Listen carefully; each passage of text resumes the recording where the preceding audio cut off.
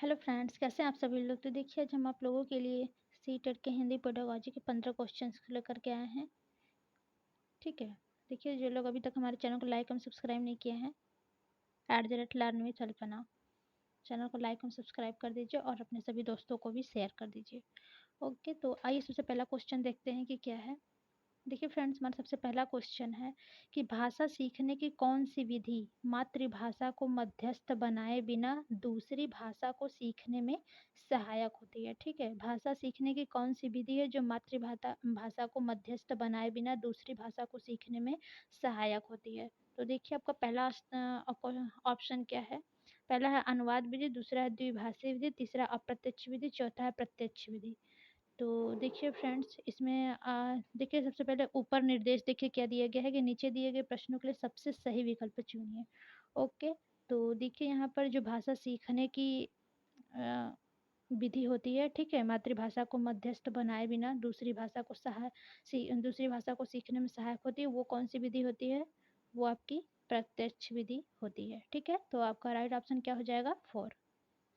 आइए अगला क्वेश्चन देखिए। टॉप 15 क्वेश्चन है आप सभी लोगों के ये। अगला क्वेश्चन है देखिए आपका कि भाषा शिक्षण में खेल का सर्वाधिक महत्वपूर्ण स्थान है। ठीक है, भाषा शिक्षण में खेल का सर्वाधिक महत्वपूर्ण स्थान है क्योंकि भाषा सीखने को कम श्रम करना पड़ता है। भाषा शिक्षक को कम श्रम करना पड़ता है। दूसरा है आपका खेल भाषा को विस्तार देते हैं। तीसरा है खेल में आनंद आता है। चौथा है खेल में शारीरिक विकास होता है। तो देखिए फ्रेंड्स, इसका जो राइट ऑप्शन हो जाएगा एक सेकेंड। हुँ, खेल भाषा को विस्तार देते हैं। ठीक है, भाषा शिक्षण में खेल का सर्वाधिक महत्वपूर्ण स्थान है क्योंकि खेल जो है भाषा का विस्तार करते हैं या फिर भाषा को विस्तार देते हैं। तो आपका राइट ऑप्शन क्या हो जाएगा, 2। अगला देखिए आपका अगला क्वेश्चन है आपका पाठ के अंत में अभ्यास और गतिविधियों का उद्देश्य खाली स्थान नहीं है। यहाँ पर ध्यान से देखिएगा, नहीं पूछा है। ठीक है, पाठ के अंत में अभ्यास और गतिविधियों का उद्देश्य पहला है भाषा का विस्तार करना, दूसरा है सृजनात्मकता का विकास करना, तीसरा है बच्चों को अभिव्यक्त करने के अवसर प्रदान करना। यहाँ पे देखिए अवसर आया है। ठीक है, चौथा है आप लोगों का प्रश्नों के उत्तर सरलता से याद करवाना। ये तो देखिए बिल्कुल नहीं है, याद करने वाला तो बिल्कुल नहीं होगा। लेकिन देखिए बच्चों पहला क्या है, भाषा का विस्तार करना, ये भी आपका नहीं होगा। ठीक है, दूसरा है सृजनात्मकता का विकास करना। ओह सॉरी, लेकिन यहाँ पे नहीं पूछा है ना। हाँ, देखिए हम लोगों का गलत हो जाएगा क्योंकि देखिए भाषा का विस्तार करना ये सही होगा, सृजनात्मकता ताकि बच्चा सीख सके। ठीक है, बच्चों को अभिव्यक्ति के अवसर, हमने बोला था जहाँ पे अवसर आएगा वहाँ पे राइट हो जाएगा। और यहाँ पे आप प्रश्नों के उत्तर याद करना, ये देखिए याद करना जो होता है वो आपका निगेटिव पॉइंट होता है। ओके, तो यही आपका राइट ऑप्शन होगा क्योंकि यहाँ पे नहीं पूछा है। तो देखिए हम आप लोगों का जो इसका राइट ऑप्शन हो जाएगा वो आपका हो जाएगा 4th। आइए अगला क्वेश्चन देखते हैं। अगला क्वेश्चन देखिए है आपका कि पठन पाठन के अंत में अब ऐसे अभ्यास एवं गतिविधियां हो जो सरल भाषा वाले हो, बच्चों को स्वयं कुछ करने और सीखने का अवसर प्रदान करे, केवल पाठ से संबंधित हो। दूसरा है पाठ पर बिल्कुल आधारित न हो। ठीक है, भाषा और सरल भाषा वालों, ये भी देखिए आपका गलत। तो सबसे राइट ऑप्शन क्या हो जाएगा आपका, 2। बच्चों को स्वयं कुछ करने और सीखने का अवसर, हमने आपसे बताया था जहाँ पर जिस पॉइंट में आपको अवसर दिख जाएगा वहीं क्वेश्चन का ऑप्शन जो होगा वो आपका सही हो जाएगा। ठीक है, तो आपका इसका राइट ऑप्शन हो जाएगा 2। अगला क्वेश्चन देखिए क्या है। अगला क्वेश्चन देखिए कि भाषा शिक्षण में बालक में, ठीक है, भाषा शिक्षण में बालक में मौखिक कौशल के विकास के लिए खाली स्थान सबसे कम महत्वपूर्ण है। किसी विषय पर चर्चा करना, बच्चों की बातचीत को धैर्य से सुनना, प्रश्नों के उत्तर पूछना, अपनी बात कहने का पूरा मौका देना। ठीक है, तो देखिए यहाँ पर क्या पूछा है कि भाषा शिक्षण में बालक में मौखिक कौशल के विकास के लिए सबसे कम महत्वपूर्ण, देखिए चर्चा करना ये भी आपका सही हो जाएगा। ठीक है, बातचीत जो बच्चों की बात उसको धैर्य से सुनेगा तो इससे भी वो उसका जो भाषा कौशल है वो विकास होगा उसका, ठीक है? अपनी बात कहने का पूरा मौका देंगे अगर किसी को तो उसका भी भाषा विकास होगा। लेकिन आपका क्या है कि प्रश्नों के उत्तर पूछना, यही आपका गलत है, सबसे कम महत्वपूर्ण है, इसलिए यही आपका राइट ऑप्शन हो जाएगा। ओके, आइए अगला क्वेश्चन देखते हैं। देखिए अगला क्वेश्चन है आपका कि भाषा सीखने में मातृभाषा का व्याघात आंशिक रूप से होता है, पूर्ण रूप से होता है, नहीं होता है, होता है। तो देखिए फ्रेंड्स, भाषा सीखने में मातृघात का व्याघात होता है, ठीक है? तो ये आपका राइट ऑप्शन क्या हो जाएगा? फोर्थ। अगला देखिए, भाषाई कौशल के संदर्भ में कौन सा कथन सत्य है? पहला है भाषाई कौशल एक साथ सीखे जाते हैं, क्रम से नहीं। और दूसरा है आपका भाषाई कौशल एक दूसरे से स्वतंत्र होते हैं। यही देखिए आपका राइट होगा, बट हम लोग तीसरा चौथा भी ऑप्शन देख लेते हैं, ठीक है? तीसरा क्वेश्चन है भाषाई कौशल एक क्रम से सीखे जाते हैं। जी बिल्कुल नहीं।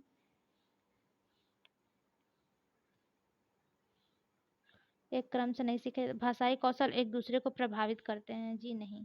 भाषाई कौशल एक दूसरे से स्वतंत्र होते हैं, ठीक है? भाषाई कौशल के संदर्भ में यही आपका सही कथन हो जाएगा। कौन सा?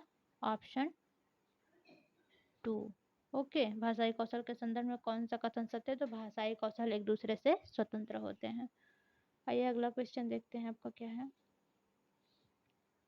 देखिए अगला क्वेश्चन है आपका कि भाषा सीखने में होने वाली त्रुटियों के संदर्भ में कौन सा कथन सत्य नहीं है? यहाँ पर ध्यान से देखिएगा फ्रेंड, यहाँ पे आप लोगों से नहीं पूछा है। ओके, पहला देखिए क्या है आपका, त्रुटियां सीखने सिखाने की प्रक्रिया का अभिन्न अंग होती है। बिल्कुल।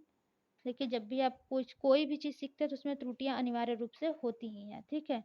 त्रुटियां अस्थायी होती हैं। बिल्कुल देखिए, जरूरी नहीं है कि बच्चा सीख रहा है तो उससे त्रुटियां हो रहा है तो हमेशा उससे त्रुटियां ही हो, ठीक है? वो आगे चल के अपने खुद के अंदर सुधार कर सकता है। तीसरा है भाषा सीखने में होने वाली त्रुटियां अस्थायी होती हैं। ये गलत है, अस्थायी नहीं होती हैं, त्रुटियां अस्थायी होती हैं।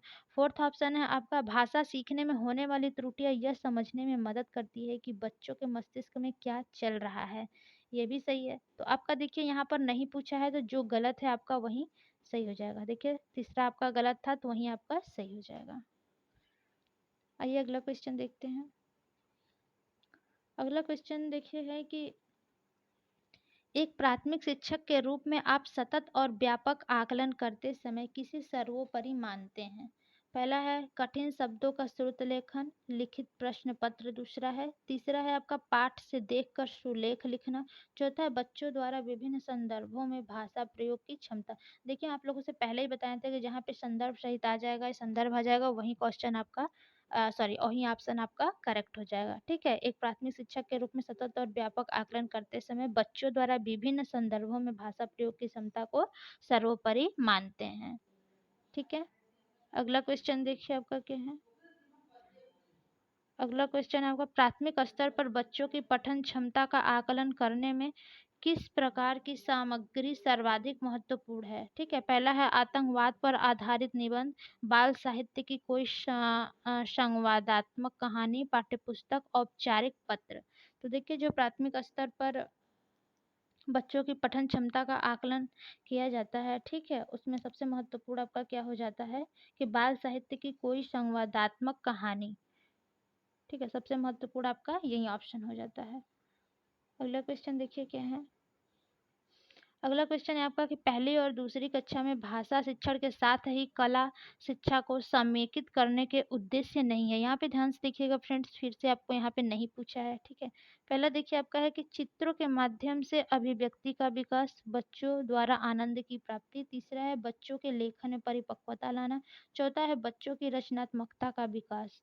तो देखिए इसका राइट ऑप्शन जो है वो आपका क्या हो जाएगा कि बच्चों के लेखन में परिपक्वता लाना।